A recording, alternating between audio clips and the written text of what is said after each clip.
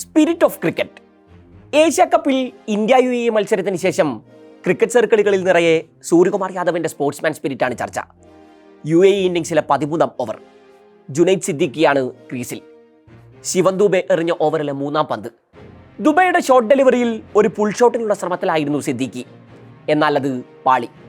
പന്ത് നേരെ സഞ്ജുവിൻ്റെ കയ്യിൽ ചെന്ന് വിശ്രമിച്ചു. പന്തെറിയാൻ റണ്ണപ്പ് ചെയ്യുന്നതിനിടെ ശിവൻ ദുബെയുടെ അരയിൽ തിരികിയിരുന്ന ടവൽ താഴേക്ക് വീണിരുന്നു. ഇത് ചൂണ്ടിക്കാണിച്ച് സിദ്ദിഖി അമ്പയറോട് എന്തോ പറഞ്ഞുകൊണ്ടിരിക്കുന്നതിനിടെയാണ് സഞ്ജു സ്റ്റെമ്പിലേക്ക് പന്തെറിഞ്ഞത്. ഉടൻ അപ്പീലെത്തി. ഫീൽഡ് അമ്പയർ തേർഡ് അമ്പയർക്ക് തീരുമാനം കൈമാറി. പന്ത് സ്റ്റെമ്പിൽ കൊള്ളുമ്പോൾ സിദ്ദിഖി ക്രീസിന് വെളിയിലായിരുന്നു എന്ന് വീഡിയോ ദൃശ്യങ്ങളിൽ വ്യക്തമായിരുന്നു. ഗ്യാലറിയിലെ ബിഗ് സ്ക്രീനിൽ വിധിയെത്തി. ഔട്ട്. സിദ്ദിഖി മൈതാനം വിടാൻ തയ്യാറെടുക്കുന്ന സമയത്താണ് ഇന്ത്യൻ നായകൻ സൂര്യകുമാർ യാദവ് അമ്പയർക്കരികിലേക്ക് നടന്നെത്തിയത്. തങ്ങൾ അപ്പീൽ പിൻവലിക്കുകയാണെന്ന് സൂര്യ അമ്പയർ അറിയിക്കുന്നു.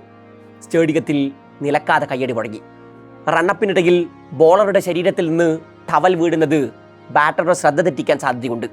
ഇത്തരം സാഹചര്യങ്ങളിൽ അമ്പയർ പന്ത് ഡെഡ് ബോളായി വിധിക്കാറാണ് പതിവ്.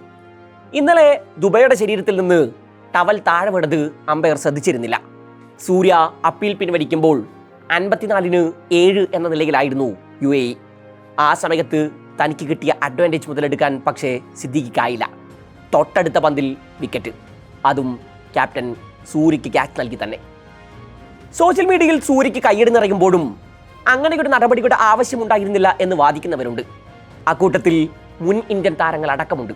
പാകിസ്ഥാനെതിരെ ഇങ്ങനെയൊരു സിറ്റുവേഷൻ വന്നാൽ സൂര്യ അപ്പീൽ പിൻവലിക്കുമോ എന്നാണ് ആകാശ് ചോപ്ര ചോദിച്ചത്.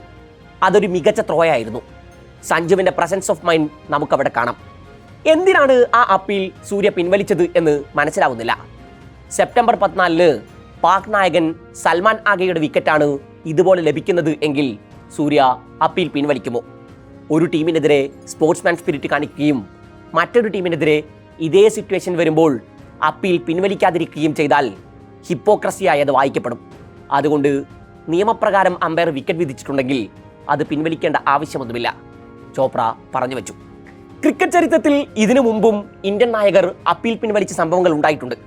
2011 ഇംഗ്ലീഷ് താരം ഇയാൻ ബെല്ലിനെ വിക്കറ്റിന് ശേഷം മഹേന്ദ്ര സിംഗ് ധോണി തിരികെ വിളിച്ചത് ആരാധകരുടെ കയ്യടി നേടിയിരുന്നു.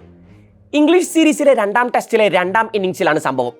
ട്രെന്റ് ബ്രിഡ്ജിൽ ചായയ്ക്ക് പിരിയുന്നതിന് മുമ്പുള്ള അവസാന പന്തെറിയാൻ ഇശാന്ത് ശർമ്മ റണ്ണപ്പ് ചെയ്തെത്തി. ഇശാന്തിന്റെ പന്തിനെ മോർഗൻ ഡീപ് സ്ക്വയർ ലെഗിലേക്ക് അടിച്ചിടുന്നു. ബൗണ്ടറി റോപ്പിനരികിൽ വെച്ച് പന്ത് പ്രവീൺ കുമാർ തടഞ്ഞിട്ടു. അത് ബൗണ്ടറി ലൈനിൽ തട്ടിയോ എന്ന കാര്യത്തിൽ മോർഗനും ബെല്ലിനും ഇന്ത്യൻ താരങ്ങൾക്കുമൊക്കെ സംശയമുണ്ടായിരുന്നു. 2ാം റണ്ണിനായി ഓടിയ ബെൽ നോൺ സ്ട്രൈക്കേഴ്സ് എൻഡിലേക്ക് എത്തിയിരുന്നു. അപ്പോഴേക്കും പിന്നെ മോർഗനുമായി എന്തൊക്കെയോ സംസാരിച്ച് പിച്ചിൽ നിൽക്കുന്നു. അതിനിടെ പ്രവീൺ കുമാർ പന്തെടുത്ത് അഭിനവ് മുകുന്ദിന് എറിഞ്ഞു കൊടുത്തു. ഉടൻ മുകുന്ദ് ബെയിൽ ചിലക്കി. ഇന്ത്യ അപ്പീൽ ചെയ്തു. ഫീൽഡ് അമ്പയർ തീരുമാനം തേർഡ് അമ്പയർക്ക് കൈമാറി. റീപ്ലേ ദൃശ്യങ്ങളിൽ അത് 4 അല്ലെന്ന് വ്യക്തമായിരുന്നു. ബെൽ ക്രീസിന് വെളിയിലായിരുന്നതിനാൽ അമ്പയർ ഔട്ട് വിധിച്ചു. ആ സമയത്ത് 137 റൺസ് ആയിരുന്നു ബെല്ലിന്റെ സമ്പാദ്യം. ഇന്ത്യക്ക് ഒരു നിർണായക വിക്കറ്റ്. പക്ഷേ ടീ ബ്രേക്കിന് ശേഷം ഇന്ത്യൻ നായകൻ MS ധോണി ബെല്ലിനെ മൈതാനത്തേക്ക് തിരികെ വിളിച്ചു.